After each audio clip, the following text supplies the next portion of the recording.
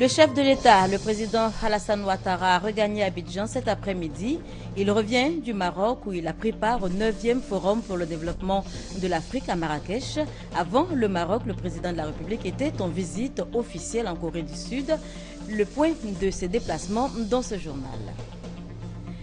Piraterie transnationale dans l'espace CEDEAO, les chefs de police de la sous-région réfléchissent à une stratégie commune de riposte. Quelle stratégie commune pour lutter contre le phénomène et partant contre le trafic de drogue et le blanchiment de capitaux? La réponse également dans ce journal. De nouveaux rassemblements ce mercredi soir à Hong Kong et la police montrée du doigt par des manifestants. On en parle également dans cette édition.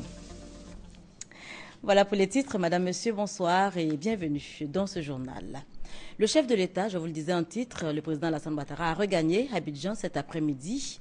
Il revient du Maroc où il prenait part au 9e Forum pour le développement de l'Afrique à Marrakech. Avant le Maroc, le président de la République était en visite officielle en Corée. À sa descente d'avion, donc, il a été accueilli, vous le voyez en image, par le ministre d'État, ministre de l'Intérieur et de la Sécurité, Ahmed Bakayoko, représentant le Premier ministre. Et à ses côtés, il y avait également d'autres membres du gouvernement ainsi que la hiérarchie militaire.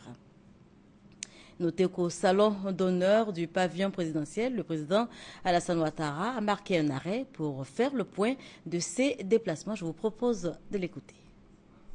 Je rentre du Royaume du Maroc où j'ai pris part à l'invitation de Sa Majesté le roi Mohamed VI à la 9e édition du Forum pour le développement en Afrique organisé par la Commission économique pour l'Afrique et le gouvernement marocain.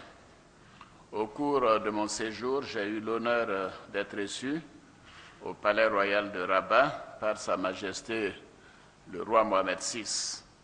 Cette rencontre témoigne à nouveau de la qualité des liens historiques, d'amitié et de fraternité qui unissent la Côte d'Ivoire et le Royaume du Maroc.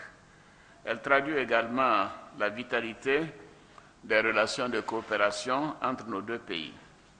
Comme vous le savez, de nombreuses entreprises marocaines travaillent avec notre pays dans les secteurs de la finance, de l'immobilier ou encore de l'industrie. Notre ambition est donc de renforcer davantage cette coopération sud-sud. Je voudrais une fois de plus exprimer toute ma gratitude à Sa Majesté et à la princesse Lala Salma pour leur hospitalité ainsi que pour l'accueil chaleureux qui nous a été réservé à Madame la Première Dame, mon épouse, à ma délégation et à moi-même. S'agissant du Forum pour le développement de l'Afrique, j'ai eu l'occasion, au cours de la cérémonie d'ouverture, d'évoquer les points qui m'apparaissent essentiels comme source de financement innovant pour la transformation de l'Afrique. Pour cela, nous devons créer des produits financiers innovants et doter nos pays d'institutions et d'infrastructures financières efficaces. Je suis convaincu que les importantes contributions que nous avons eues au cours de ce forum permettront à nos pays de mieux s'intégrer à l'économie mondiale et de faire face aux défis de l'émergence. Avant de me rendre au Maroc, j'ai effectué une visite officielle en Corée, à Séoul, du 6 au 9 octobre, à l'invitation de son Excellence Madame Park, président de la République de Corée. Cette visite avait une signification particulière, car elle est la première d'un chef d'État ivoirien depuis l'établissement des relations diplomatiques entre nos deux pays en 1961. Au cours de mon séjour, j'ai eu des entretiens fructueux avec la présidente Park, à qui je voudrais renouveler mes vifs remerciements pour l'accueil chaleureux et amical qui m'a été réservé. Pour reprendre les termes de Madame la Présidente, je peux dire que la Côte d'Ivoire et la Corée, comme elle l'a dit, c'est désormais ton pied, mon pied. Je lui ai exprimé toute mon admiration pour les progrès immenses accomplis qui ont permis un développement extraordinaire de la Corée. Au plan bilatéral, nous avons convenu de renforcer la coopération entre nos deux pays, notamment dans le domaine de la science, des nouvelles technologies, de l'industrie, du commerce, des transports, de la santé, de l'éducation, et j'en passe. Nous avons d'ailleurs procédé à la signature de plusieurs accords de coopération. Nous avons réaffirmé notre volonté commune d'œuvrer pour le renforcement de la paix et de la sécurité dans la péninsule coréenne. J'ai eu aussi des entretiens avec des grandes entreprises du pays telles que Samsung, Dansung, l'Exim Bank, ainsi que la KOICA, qui est l'agence coréenne de coopération, avec qui nous avons de nombreux projets. Ces projets d'environ 100 millions de dollars, donc 50 milliards de francs CFA, sont dans divers domaines, notamment la santé, avec la mise en place d'un centre de radiothérapie oncologie.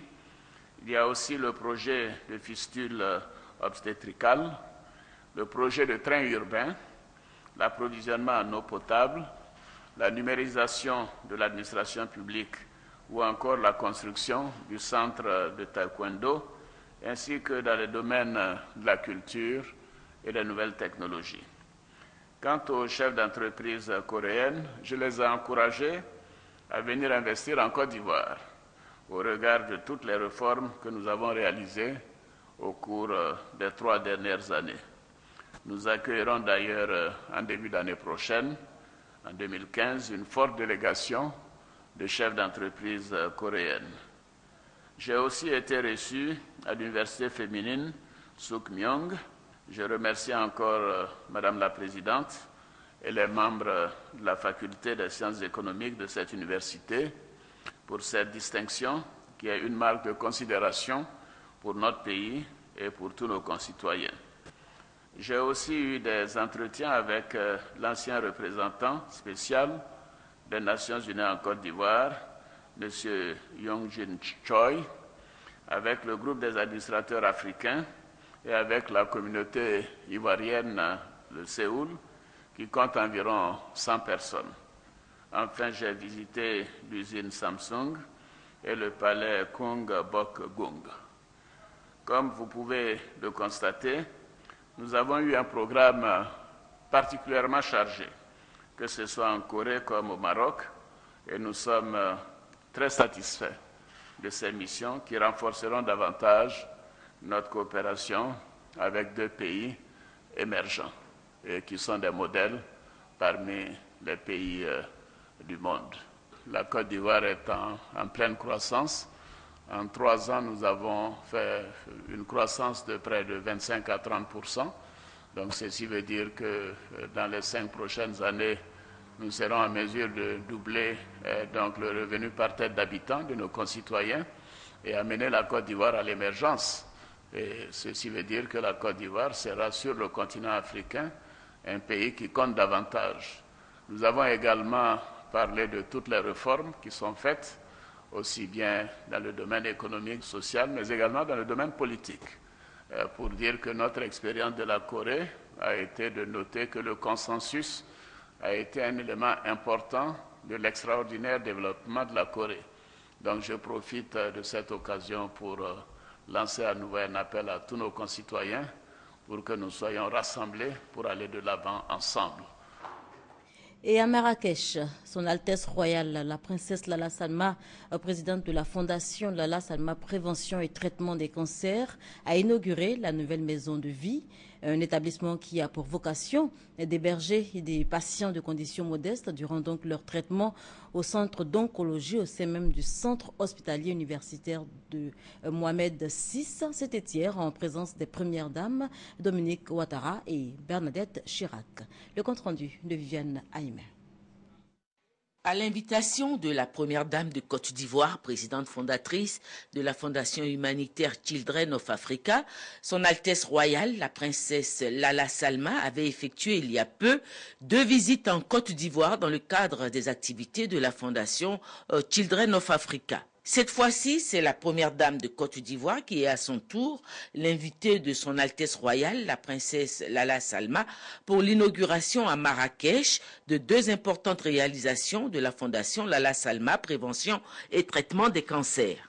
La première de ces réalisations est la maison de vie construite par la Fondation Lala Salma, à proximité du CHU Mohamed VI à Marrakech, qui a en son sein un centre d'oncologie pour le traitement des malades du cancer. Cette maison de vie est un centre d'hébergement pour les patients qui ne résident pas dans la ville et qui n'ont pas de moyens suffisants pour assurer leur séjour sur place. Ce projet d'un montant global de 10 milliards de francs a été réalisé par la Fondation Lala Salma avec le soutien du roi Mohamed VI et de la Fondation des hôpitaux de Paris, Hôpitaux de France, dont l'ancienne première dame de France, Bernadette Chirac, est la présidente. Ce centre d'hébergement comprend 22 chambres à 2 lits, une salle de séjour, un réfectoire avec cuisine combinée, une salle de jeu pour enfants, un jardin, une salle de réunion et des bureaux pour l'administration. Sa capacité d'hébergement est de 1450 admissions par an. Une visite des lieux suivie de la signature du livre d'or par la première dame de Côte d'Ivoire, Dominique Ouattara, et par Bernadette Chirac ont marqué l'inauguration de cet ouvrage à but humanitaire. La princesse Lala Salma et ses hôtes, la première dame de Côte d'Ivoire, Dominique Ouattara, et Bernadette Chirac, se sont ensuite rendus au CHU Mohamed VI pour inaugurer le nouvel appareil de soins que la Fondation Lala Salma vient d'offrir au service de radiothérapie. Il s'agit d'un 2e accélérateur linéaire qui vient renforcer le plateau technique existant. Il va permettre de réduire considérablement le temps d'attente avant de pouvoir bénéficier de séances de radiothérapie. Ce don est d'un montant d'un peu plus de 9 milliards de francs. La première dame de Côte d'Ivoire, Dominique Ouattara, qui s'investit depuis plusieurs années dans l'action humanitaire à travers sa fondation Children of Africa, a livré ses sentiments à l'issue de ces 2 visites. J'ai été particulièrement impressionnée par la maison de vie de la fondation de la princesse Lala Salma, son Altesse royale, et cela m'a donné des idées peut-être pour faire la même chose à Abidjan. C'est pour ça que j'avais tenu à la visiter. On a également visité un service d'oncologie au CHU et c'était vraiment très impressionnant. À la tête chacune de sa fondation, les 2 premières dames se sont promis de poursuivre leur collaboration pour le plus grand bénéfice de l'action humanitaire sur le continent africain. Retour en Côte d'Ivoire, le ministre d'État, ministre de l'Intérieur, Ahmed Bakayoko, a échangé avec une délégation de Diageo, une entreprise britannique de fabrication de boissons alcoolisées, le climat des affaires en Côte d'Ivoire et les projets de cette entreprise pour le pays à l'ordre du jour ce jour. Audience ce mercredi au ministère d'État, ministère de l'Intérieur et de la Sécurité. Le ministre d'État Ahmed Bakayoko, représentant le Premier ministre, a échangé avec une délégation du groupe Diageo, une entreprise spécialisée dans les boissons alcoolisées. Le directeur Afrique du groupe Andy Fennel, conduisant la délégation, a dit être satisfait du climat des affaires en Côte d'Ivoire avant de se prononcer sur les projets du groupe pour le pays. Le président Afrique a marqué sa satisfaction quant à l'accueil qui lui a été réservé par le ministre d'État, ministre de l'Intérieur, au nom du Premier ministre du gouvernement. Il a apprécié les efforts qui sont faits en Côte d'Ivoire en termes d'environnement des affaires. Il a indiqué que nous avons 2 business dans lesquels nous opérons de manière traditionnelle, celui de la bière, en partenariat avec Solibra, et celui des spiritueux. Et que Diageo est en train de considérer les mutations et les transformations de la Côte d'Ivoire comme une fenêtre d'opportunité pour étendre sa présence sur ce marché. Créé en 1997, le groupe Diageo se présente comme la plus importante entreprise mondiale sur le marché des alcools et spiritueux. Reportage signé Maï Sako. Les petites et moyennes entreprises représentent 80% du tissu industriel ivoirien et ne produisent pourtant que 18% du PIB, situation due aux problèmes rencontrés dans le secteur. Des journées promotionnelles donc pour booster le développement de ces PME et PMI. Elles sont prévues pour de 16, 17 et 18 octobre prochain, ici même à Abidjan. Les précisions d'Adama Akone. Les petites et moyennes entreprises, au nombre d'environ 4 800, représentent 80% de l'effectif des entreprises de Côte d'Ivoire. Mais leur contribution à la richesse nationale n'est que de 18%, chiffre illustratif des difficultés que rencontrent ces structures. C'est clair, il y a un malaise. C'est clair qu'il y a un problème. Une analyse claire a été faite. Il faut savoir que il y a des problèmes d'accès au financement des PME, des problèmes d'accès au marché des PME. Il y a des problèmes liés au management même de ces entreprises appelées PME. Il y a des problèmes qui sont liés même à la formation, des problèmes qui sont liés à l'information. Vous savez, il y a parfois des outils qui existent. Ces outils existent, mais malheureusement, ils ne sont pas connus des chefs d'entreprise. Pour relever les défis, la Fédération ivoirienne des PME-PMI tient à compter de ce jeudi 16 octobre les journées promotionnelles des PME et de l'artisanat. Nous sommes là pour être intermédiaires entre l'État et nos PME membres. Et c'est pour ça que il faut que nous, fêtiers, nous arrivons à jouer pleinement notre rôle. Nous devons poser des problèmes. Les problèmes sont identifiés, aujourd'hui on les connaît. D'accord? Oui.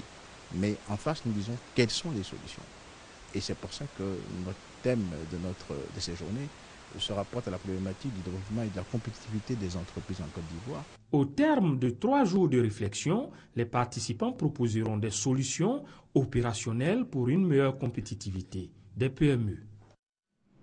Avec près de 1000 milliards de francs CFA de chiffre d'affaires en 2013, le secteur des télécommunications en Côte d'Ivoire est en plein essor. Le pays veut faire des technologies de l'information et de la communication un secteur qui va alimenter durablement l'économie ivoirienne. Les enjeux du marché présentés donc dans cet élément par Lansina Ouattara.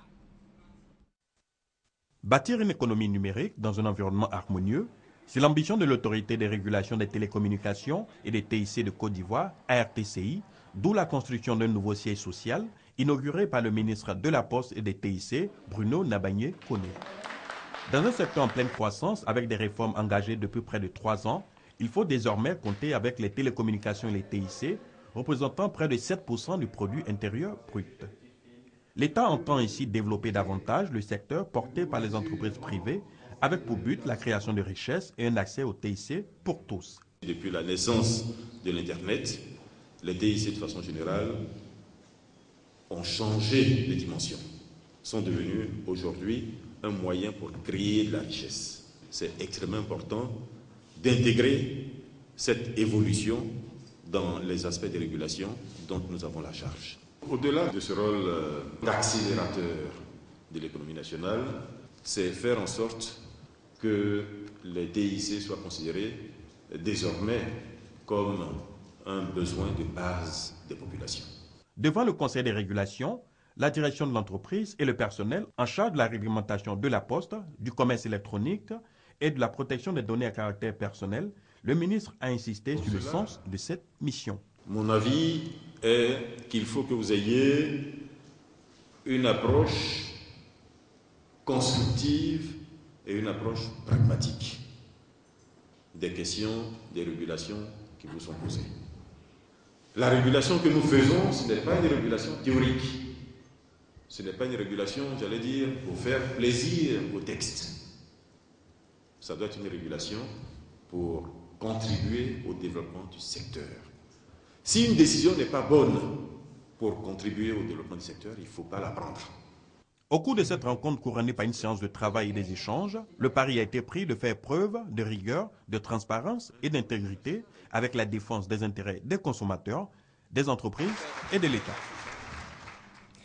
Demain, 16 octobre, journée mondiale de l'alimentation en Côte d'Ivoire. Cette 34e célébration aura lieu samedi 18 octobre à Korogo, dans le nord du pays. Ce sera donc au cours des journées de l'administration agricole délocalisée. Le gouvernement met l'accent cette année sur la modernisation de l'agriculture familiale. Mes chers compatriotes, afin de soutenir cette forme d'agriculture qui fait de la Côte d'Ivoire une puissance agricole en Afrique, le gouvernement a pris l'option de la moderniser dans le cadre du programme national d'investissement agricole en la faisant passer d'une agriculture de subsistance à une agriculture de marché. En effet, La mise en œuvre du programme national d'investissement agricole permettra aux producteurs d'avoir un meilleur accès aux infrastructures et équipements agricoles, à la terre, aux intrants de production, aux innovations technologiques, au financement, à la formation et à un environnement commercial favorable. En plus, la loi d'orientation en cours d'élaboration va consacrer l'agriculture familiale aux côtés de l'agriculture de type industriel, en faisant d'elle une agriculture moderne et structurée. Le mouvement national de soutien à la candidature unique au sein du RHDP, Monasco RHDP, s'implante à Samo, dans la sous-préfecture de Bonoa. Ce mouvement s'organise pour la victoire du candidat Alassane Ouattara à la présidentielle de 2015. Hamza Diaby. Samo, dans la sous-préfecture de Bonoa, ce samedi 11 octobre. Sur le stade de la localité, une cérémonie aux allures de fête. C'est l'implantation d'un démembrement du Monasco, le mouvement national de soutien à la candidature unique au sein du RHDP. Depuis que le président Bédié a dit oui à la candidature unique, la Côte d'Ivoire inspire encore plus confiance.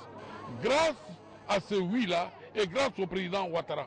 Il est donc bon qu'aujourd'hui, que toute la Côte d'Ivoire soutienne la candidature unique qui a été complètement remise entre les mains des Ivoiriens, soit transformée en mandat, en second mandat pour le président Ouattara, en vue de lui permettre d'amener la Côte d'Ivoire à l'émergence en 2020. Aussitôt installée, la section Monasco de Samo se voit déjà confier une mission. Nous donnons des instructions fermes de nous faire parvenir 3000 adhésions pour les 3 semaines à venir. Et cette mission, Samo compte bien l'accomplir. En moins d'une semaine, nous avons fait 1000 adhésions au Monasco. Dites au président que Samo fera 99%. Dieu, dans sa bonté, quand il veut réaliser une œuvre extraordinaire, il choisit des personnes spéciales pour les accomplir. Et pour nous, le président Alassane Ouattara est celui qui mènera à bien le bonheur du peuple de Côte d'Ivoire. Pour le Monasco, le combat de la candidature unique est gagné. Reste à transformer l'appel de Daoukro en mandat. Voilà ce que devrait être le combat actuel de tous les Ivoiriens, épris de paix et de progrès. Piraterie transnationale dans l'espace CEDEAO, les chefs de police de la CEDEAO réfléchissent à une stratégie commune de riposte. Quelle stratégie donc pour lutter efficacement contre le phénomène et partant contre le trafic de drogue, le blanchiment de capitaux et la cybercriminalité? Question au centre de la 15e session de l'Assemblée générale annuelle ouverte à Lomé, à Boussanogo. Face aux enjeux sécuritaires dans l'espace CEDEAO et particulièrement à la criminalité transfrontalière ainsi que le trafic de drogue, les pays de la CEDEAO s'engagent à développer la coopération policière régionale et l'échange d'informations.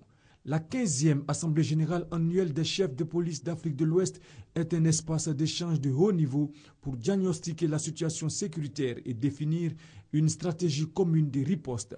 L'intérêt de cette réunion, c'est de réfléchir sur la coopération policière sur le plan bilatéral et sur le plan multilatéral et d'asseoir une stratégie de lutte commune afin de lutter efficacement contre la criminalité organisée. Le président sortant du comité des chefs de police de l'Afrique de l'Ouest, l'Ivoirien Bredoumbia, qui a passé le témoin au Ghanéen Mohamed Ahmed Alassane, a dressé le bilan de son mandat et a appelé à la mobilisation de tous contre ces fléaux qui menacent la paix et la stabilité dans l'espace CEDEAO. À la décision d'Accra, il a été dit que même si un pays membre est attaqué par le Boko Haram, c'est considéré que l'ensemble des pays, des 15 pays de la CEDEAO est attaqué. Donc c'est cette solidarité qu'il est question de faire en sorte qu'on puisse mettre en place. Aujourd'hui, nous parlons tous le même langage. Les formations qu'on donne, c'est pour que l'ensemble des États membres puissent en bénéficier. Le ministre de la Sécurité et de la Protection civile du Togo a relevé les efforts déployés par le Togo ces dernières années pour lutter contre la criminalité transnationale, la piraterie maritime et le trafic illicite. La commission de la CEDEAO a réaffirmé sa détermination en faveur de la création d'une région sûre et sécurisée dotée d'une police compétente pour la préservation de la paix et de la sécurité dans l'espace CEDEAO. Direction Bouaké, où le Conseil du coton et de l'anarcade organise la filière pour plus de compétitivité. Le Conseil a donc initié des ateliers régionaux sur la commercialisation de la noix de cajou de la campagne 2014 afin de recueillir des propositions. Soro Corona, Charles Tatou. Pour la campagne de la commercialisation de la noix de cajou au titre de l'année 2014, le Conseil du coton et de l'anacarde a fait une prévision de 500 000 tonnes. Et au terme des opérations de vente, plus de 112 000 tonnes supplémentaires ont été commercialisées, dont 39 000 tonnes pour la région de Gbeke, soit 7% de la production nationale. L'antenne régionale du Conseil du coton et de l'anacarde de Bouaké a initié un atelier régional pour faire le bilan de cette campagne. Cette rencontre bilan vise à faire ressortir les forces et faiblesses des dernières réformes enregistrées dans la filière anacarde par le gouvernement. Pour nous, il était important de se rapprocher des populations, des acteurs qui ont pris part à cette campagne pour voir si effectivement ces dispositions ont été respectées et puis ont donné les résultats escomptés. Le corps préfectoral, les acheteurs et les producteurs ont fait des propositions pour la réussite de la campagne 2015. La mise à disposition de la sachérie dès le mois de décembre, l'implication entière des préfets et sous-préfets dans l'encadrement des paysans. Les acheteurs de la filière anacarde se sont félicités de la stabilité du prix d'achat de la campagne qui est resté à 225 francs toute la campagne. Le Conseil du coton et de l'anacarde a exhorté les producteurs à mettre l'accent sur la qualité afin de garantir un meilleur prix d'achat bon champ. Pour la campagne 2015, la Côte d'Ivoire compte produire environ 600 000 tonnes de noix de cajou. Hors de nos frontières, de nouveaux rassemblements ce mercredi soir à Hong Kong. La police pointée du doigt après la diffusion d'une vidéo montrant des officiers en train de rouer de coups un manifestant. Ce sont les images qui ont choqué les habitants de Hong Kong. Diffusées par la télévision locale, elles montrent un manifestant pro-démocratie emmené de force par la police dans un coin sombre et roué de coups. Dans la nuit de mardi à mercredi, la répression contre le mouvement étudiant réclamant l'élection libre du prochain chef de l'exécutif après une tournure violente, les policiers sont arrivés en nombre pour déloger les contestataires qui occupent une avenue proche du siège du gouvernement. Les manifestants ont tenté de se protéger des coups en ouvrant leur parapluie, devenu le symbole de leur mouvement. Après une heure de confrontation, 45 d'entre eux ont été arrêtés. Ce matin, la police hongkongaise est sous le feu des critiques. Au Conseil législatif, des députés pro-démocratie ont affiché des portraits de l'étudiant tabassé. D'autres ont brandi leur parapluie tandis qu'un trublion a été évacué par le service d'ordre. Accusée d'usage excessif de la force, la police hongkongaise a suspendu les officiers mis en cause et annoncé une enquête impartiale. Les résultats de l'enquête seront soumis au comité indépendant des plaintes contre la police. S'il apparaît qu'il s'agit d'un acte criminel, nous poursuivrons la procédure en accord avec la loi. Mais des militants des droits de l'homme réclament une action en justice. Ils rappellent également le droit de manifester pacifiquement. Si le rassemblement est pacifique, la police n'a pas le droit de le disperser. Entamé il y a une quinzaine de jours, le mouvement des parapluies a d'abord bénéficié d'une certaine popularité, mais les embouteillages et la congestion des transports causés par les blocages de routes ont commencé à lasser le public. Les violences policières pourraient cependant créer un regain de sympathie pour ces étudiants qui défendent le droit des Hongkongais à vivre dans un système démocratique. Le sport pour terminer, grosse déception des Ivoiriens cet après-midi au stade Félix Houphouët-Boigny. Les éléphants de Côte d'Ivoire se sont inclinés face aux léopards de la République démocratique du Congo sur le score de 4-3. Le match s'inscrit dans le cadre de la 4e journée des éliminatoires de la CAN 2015. Daniel Kouebi. Le ciel est tombé sur la tête des éléphants de Côte d'Ivoire, battus 4-3 cet après-midi au stade Félix Houphouët-Boigny par la RDC. Dans ce match comptant pour la 4e journée des éliminatoires CAN 2015, les Congolais de la République démocratique ont pris les devants en marquant le premier but de la partie à la 20e minute sur une mauvaise appréciation du latéral gauche ivoirien Téné Seka.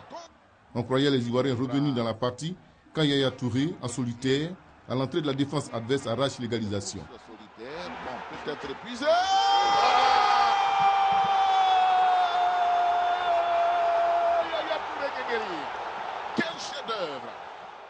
Un but partout. Les éléphants se font surprendre sur des contres par les Congolais par 2 fois à la 33e minute, puis 2 minutes plus tard, devant une défense absente de la Côte d'Ivoire. 3-1 à la pause. Sous pression, les éléphants de Côte d'Ivoire vont pousser à obtenir un deuxième but grâce à Salomon Kalou entré en jeu un peu plus tôt. 3-2 et 3-3 encore avec Salomon Kalou d'une frappe puissante qui bat le portier Kidiaba Robert à la 69e minute.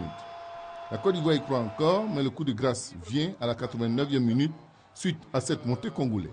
4-3, la Côte d'Ivoire est terrassée sur ses bases par la République démocratique du Congo. Voilà, c'est ici qu'on s'arrête pour cette édition. Merci de nous avoir suivis.